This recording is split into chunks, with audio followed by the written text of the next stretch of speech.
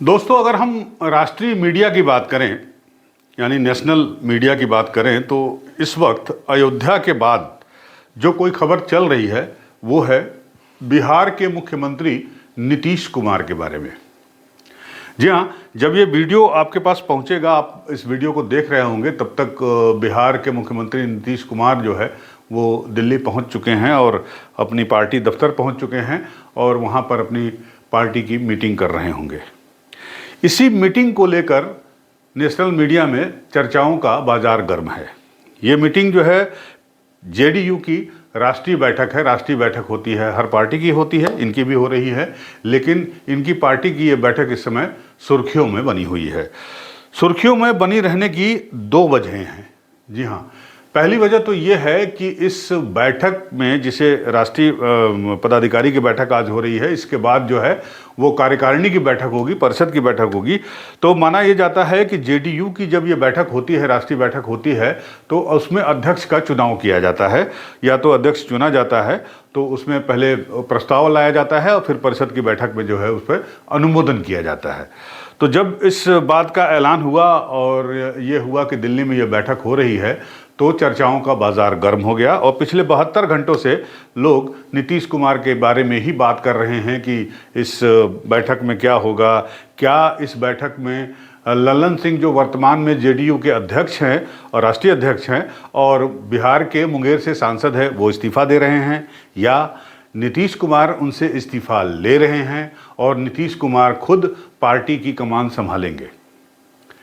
तो ये तो एक पहला पहलू है जो चर्चा चल रही है। इसका दूसरा पहलू ये है, और वही उसी पहलू पे सबकी निगाहें हैं और सबका निशाना भी वही है, और वो ये है कि अगर लल्लन सिंह का इस्तीफा हो जाता है या लल्लन सिंह का इस्तीफा ले लेते हैं नीतीश कुमार, तो क्या नीतीश कुमार एक बार फिर से पलटी मारने वाले हैं? जी हाँ, चर्चाओं का बाजार गर्म है। नमस्कार, मैं हूं अनूप श्रीवास्तव और आप देख रहे हैं मेरा चैनल। तो दोस्तों, आज हम बात करते हैं नीतीश कुमार के ही बारे में, जिनके बारे में चर्चाओं का बाजार गर्म है राष्ट्रीय मीडिया पर, या यूँ कहें गोदी मीडिया पर, या जो भी आप नाम देते हों उनको। तो मैंने बताया कि इस खबर के दो पहलू हैं। पहला पहलू ये है अध्यक्ष का, दूसरा पहलू ये है कि उसके बाद अगला कदम नीतीश कुमार का क्या होगा, नीतीश कुमार क्या करेंगे। क्या वो, ये सवाल उठाया जा रहा है कि एक बार फिर से पलटी मारेंगे, क्या वो वापस एक बार फिर से बीजेपी का दामन थामेंगे। लेकिन सवाल यहाँ पर यह भी उठता है कि क्या वाकई बीजेपी उन्हें वापस लेने के लिए अभी भी उतनी ही उत्सुक है जितना पहले थी। दूसरा कि अगर मगर बहुत सारे सवाल हैं, कयास है, इन सब सवालों में सब कयास ही लगाए जा रहे हैं, इसी में कोई सच्चाई नहीं है। क्योंकि इस मीटिंग के पहले लल्लन सिंह का भी बयान आ गया है, नीतीश कुमार का भी बयान आ गया है, तेजस्वी यादव का भी बयान आ गया है कि ऐसा कुछ नहीं है। तेजस्वी यादव ने कहा कि हम कितनी बार सफाई दें, नीतीश कुमार ने कहा कि जी एक सामान्य बैठक है, लल्लन सिंह ने कहा कि जब हम इस्तीफा देंगे मीडिया से तो आपसे पूछ के देंगे कि उसमें क्या लिखा जाना चाहिए। तो कुल मिलाकर जेडीयू की तरफ से या महागठबंधन की तरफ से ऐसा कुछ भी नहीं कहा गया या ना कोई संकेत दिया गया है कि लल्लन सिंह इस्तीफा दे रहे हैं या उनसे इस्तीफा लिया जा रहा है। नीतीश कुमार पार्टी की कमान संभाल रहे हैं और पार्टी की कमान संभालने के बाद क्या वो दोनों गठबंधन से नमस्ते कर लेंगे। पहला तो इंडिया गठबंधन जो राष्ट्रीय स्तर पर है, जिसके सूत्रधार हैं नीतीश कुमार, जिसके मतलब संयोजक कह लीजिए एक तरह से, शुरुआत उन्होंने ही की थी सारे लोगों को मिलाने की, बुलाने की, बैठाने की। और दूसरा अपना महागठबंधन बिहार में, जो जिसके साथ मिलकर वो सरकार चला रहे हैं। तो चर्चा इसी पर करते हैं। महत्वपूर्ण ये नहीं है कि जेडीयू की बैठक हो रही है दिल्ली में, महत्वपूर्ण ये है कि बैठक के पीछे की जो कहानी है, बैठक के पीछे का जो ताना बाना बुना जा रहा है, वो इम्पॉर्टेंट है। वो क्यों बुना जा रहा है, किसके कहने पे बुना जा रहा है, और क्या हर 2 महीने, 4 महीने, 6 महीने पे इस तरह का जो है तूफान क्यों खड़ा किया जाता है। तो इसी पे आज हम चर्चा करेंगे और इसी आप हमारे वीडियो पर बने रहिए, अंत तक बने रहिए। और अगर आपको हमारा वीडियो पसंद आता है तो इसे लाइक करिए, सब्सक्राइब करिए। दरअसल लल्लन सिंह को लेके इतना हंगामा क्यों मचा है पार्टी में या पार्टी के बाहर, इसके बारे में थोड़ा सा बैकग्राउंड मैं आपको बता दूं कि लल्लन सिंह जो है वो नीतीश कुमार के बेहद करीबी हैं, लेकिन पार्टी के अंदर जो लोग हैं, पार्टी पदाधिकारी हैं जेडीयू के या विधायक हैं खासकर, और कुछ सांसद भी, तो उसमें दो धड़ा जेडीयू में माना जा रहा है। एक धड़ा वो है जो ये कहता है कि साहब हमारा गठबंधन जो चल रहा है, महागठबंधन के साथ बिहार में जो सरकार चल रही है वो ठीक है।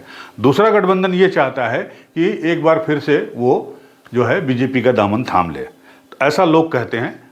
ऐसा पार्टी के मतलब खुल के किसी ने कभी नहीं कहा है, लेकिन बिहार में अमूमन जो आप पत्रकारों से बात करिए, नेताओं से बात करिए, तो लोग ये कहते हैं कि जेडीयू के अंदर जो है वो दो धड़ा है, जो एक आरजेडी का समर्थक है, दूसरा बीजेपी का समर्थक है। लल्लन सिंह जो हैं, जो राष्ट्रीय अध्यक्ष हैं जेडीयू के, उनको माना जा रहा है कि उनकी नज़दीकियां जो हैं इन दिनों, पिछले दिनों की बात हो रही है कि उन दिनों उनकी नज़दीकियां आरजेडी से ज़्यादा हो गई, लालू प्रसाद यादव से ज़्यादा हो गई, तेजस्वी यादव से ज़्यादा हो गई। परेशानी की एक वजह ये थी लल्लन सिंह को लेके, या लल्लन सिंह को लेके जो पार्टी में तूफान मचा हुआ है या जो पार्टी में बातें हो रही हैं, उसकी एक बड़ी वजह ये मानी जाती है। दूसरी वजह ये कि लल्लन सिंह की कार्यशैली जो है वो बहुत सारे लोगों को जेडीयू के अंदर पसंद नहीं आती है। उनके काम करने का तरीका जो है लोगों को बहुत पसंद नहीं आ रहा है, और इसकी शिकायत उन्होंने कई बार नीतीश कुमार से की। तो एक दूसरी बड़ी वजह यह है, और तीसरी वजह ये मानी जा रही है कि कुछ दिन पहले एक मीटिंग हुई थी, नीतीश कुमार और उनके खास जो लोग हैं पार्टी के नेता लोग, उनके साथ मीटिंग हो रही थी। तो उसमें जो है लल्लन सिंह ने प्रस्ताव रखा कि भाई मुझे चुनाव लड़ना है लोकसभा का, लिहाजा मैं अध्यक्ष रहते हुए अपना काम ठीक से नहीं कर पा रहा हूँ, यानी अपने क्षेत्र में नहीं जा पा रहा हूँ, तो मुझे जो है अब इससे मुक्ति दीजिए, और मैं जो है मैं लोकसभा अपने क्षेत्र में जाकर लोकसभा की तैयारी करना चाहता हूं। तो उस वक्त नीतीश कुमार ने यह कहा था कि नहीं, आप अभी बने रहिए। इसी को लेकर ये चर्चा शुरू हो गई। अब पॉइंट पे मैं आता हूं। पॉइंट ये है कि पहली शुरुआत करते हैं महागठबंधन से। महागठबंधन की शुरुआत आपको याद होगा कि नीतीश कुमार ने की थी कांग्रेस से इतर जो भी पार्टियां हैं जो कांग्रेस की विरोधी हैं और कांग्रेस के साथ नहीं हैं स्टेट्स में, तो उनको उनके यहाँ जाने, उनसे मिलने और उनको एक साथ एक मंच पे लाने का काम जो है नीतीश कुमार ने ही किया था। नीतीश कुमार ही थे जो ममता बनर्जी के पास गए, नीतीश कुमार थे जो अरविंद केजरीवाल के पास गए, नीतीश कुमार थे जो मुंबई गए, और सबको बुलाकर उन्होंने इंडिया गठबंधन की एक टेबल पे, एक मंच पे लाके सबको बिठाया। इंडिया गठबंधन का जन्म हुआ। 4 मीटिंग हुई इंडिया गठबंधन की, पटना में हुई, बेंगलोर में हुई, मुंबई में हुई और दिल्ली में हुई। और ये माना जा रहा था कि नीतीश कुमार को एक तरह से पार्टी का कन्वीनर बना दिया जाएगा या संयोजक बना दिया जाएगा, उनके नाम का अनाउंसमेंट हो जाएगा। लेकिन बीच में आ गए 5 राज्यों के चुनाव और कांग्रेस उसमें उलझ गई, और इंडिया गठबंधन का जो प्रोग्रेस थी, जो आगे बढ़ने का उनका लय थी या चाल थी, वो धीमी पड़ गई। और अभी जब 21 दिसंबर को मीटिंग हुई इंडिया गठबंधन की दिल्ली में, तो उसमें किसी ने खड़गे का नाम उठा दिया, किसी ने क्या, ममता बनर्जी ने शायद उठा दिया, और अरविंद केजरीवाल ने उसका समर्थन कर दिया। माना यह जाता है कि नीतीश कुमार इस बात को लेकर भी काफ़ी नाराज हुए, हालांकि इसकी पुष्टि किसी ने नहीं की। एक तो पहली बात ये थी गठबंधन से, इंडिया गठबंधन से नीतीश कुमार की नाराजगी की बात कही जा रही है। दूसरा, गठबंधन जो उनका महागठबंधन है बिहार में, उससे नाराजगी की बात इसलिए कही जा रही है कि लालू प्रसाद यादव को कहीं ना कहीं इस बात की उम्मीद थी कि इंडिया गठबंधन बनने के बाद जो है, अब जब नीतीश कुमार को संयोजक बना दिया जाएगा और उनको मुख्य भूमिका में ला दिया जाएगा विपक्ष की, तो हो सकता है कि वो बिहार छोड़ दें और वो राष्ट्रीय राजनीति में प्रवेश कर जाएं, और उनका बेटा तेजस्वी यादव, उनके बेटे जो हैं, जो डिप्टी सीएम है, उनके सीएम बनने का रास्ता साफ हो जाए। तो महागठबंधन में लेके इस बात को भी दरार बताई जा रही है, सूत्रों के हवाले से खबर बताई जा रही है, लेकिन ऐसा कोई भी ऑफिशियली या कोई ऐसा एक्शन देखने को नहीं मिला है जिससे इस खबर की पुष्टि की जा सके। लेकिन लोग ऐसा कह रहे हैं या ऐसा कहलवाया जा रहा है, जो भी कह लीजिए आप। तो ये 2 बातें हैं जिसकी वजह से नीतीश अपने आप को असहज महसूस कर रहे हैं और संभवतः अब एक नए राह की तलाश में जुट गए हैं। लेकिन एक बार मैं फिर कहूँगा कि अभी तक ये सिर्फ कयास के लेवल पर ही है। लेकिन अब सवाल ये उठता है कि क्या, मान लीजिए एक बार कि अगर नीतीश कुमार पलटी मार भी लेते हैं, जिसकी की संभावना फिलहाल लोकसभा चुनाव तक मुझे तो कम से कम नज़र नहीं आती है, क्योंकि अगर नीतीश कुमार महागठबंधन का साथ छोड़कर बीजेपी का साथ थामते हैं तो निश्चित रूप से इस बार बीजेपी उनको मुख्यमंत्री पद से नवाजने या मुख्यमंत्री पद देने का बात नहीं करेगी। बहुत हो सकता है तो जेडीयू से 2 मुख्यमंत्री बना दे, जैसे इन्होंने बनाया था बीजेपी से 2 मुख्यमंत्री, तो उसी तरह से वो बना सकती है, लेकिन इनको मुख्यमंत्री का पद नहीं मिलेगा।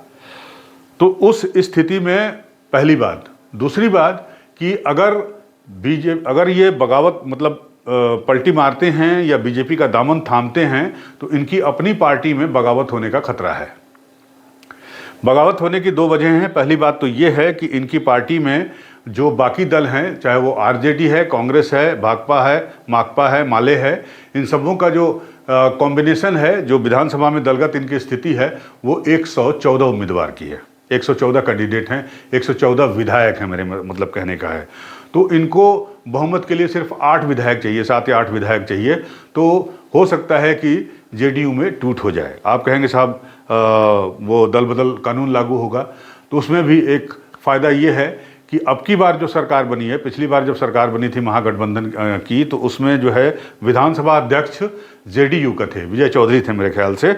लेकिन इस बार ऐसा नहीं है। इस बार लालू के समर्पित सिपाहसलार या लालू के कट्टर समर्थक नेता अवध जी हैं, जो कि विधानसभा अध्यक्ष हैं। तो हो सकता है कि विधानसभा अध्यक्ष जो है इनको मान्यता दे दे, जैसे कि आपने देखा महाराष्ट्र में। तो कुछ महाराष्ट्र की कहानी दोहराई जा सकती है और बीजेपी उसमें सपोर्ट भी कर सकती है। राज्यपाल बीजेपी का है वहां पर। तो उस स्थिति में नीतीश कुमार के लिए यह बेहतर होगा कि वो बीजेपी का दामन थामने के बजाय वो जहां हैं वहां बने रहें और फिलहाल कम से कम लोकसभा का चुनाव जो है वो महागठबंधन की छतरी के नीचे ही लड़ा जाए। उसका भी फार्मूला सुनते हैं कि तय हो गया है। 17-17-4 यानी 17 सीटों पे जेडीयू लड़ेगी, 17 सीटों पे आरजेडी लड़ेगी और 4 सीटों पे कांग्रेस और बाकी 2 या 3 सीटों पर जो है दूसरी पार्टियों को 1-1 सीट वगैरह देने की बात चल रही है, माकपा हो या भाकपा हो या माले हो। तो यह भी फार्मूला बुरा नहीं है नीतीश कुमार के लिए। अगर बीजेपी से मिलने के बाद उनको मुख्यमंत्री पद नहीं मिलता है तो, या अगर महागठबंधन में रहते हैं और तो वहाँ पे जो है उनको अगर तेजस्वी को सीएम बनाना पड़े तो भी। तो जो ये सारी कयास लगाई जा रही है, सारा कुछ ताना बाना बुना जा रहा है नीतीश कुमार को लेके, तो मुझे लगता है कि इसमें कहीं भी कोई सच्चाई नहीं है। ये सिर्फ और सिर्फ नीतीश कुमार की छवि को खराब करने के लिए, इनकी छवि को बिगाड़ने के लिए ये काम किया जा रहा है। हालांकि नीतीश कुमार ने अपनी छवि बिगाड़ने में खुद ही कोई कोर कसर नहीं रखी है। नीतीश कुमार को हम लोग बचपन से देखते आ रहे हैं।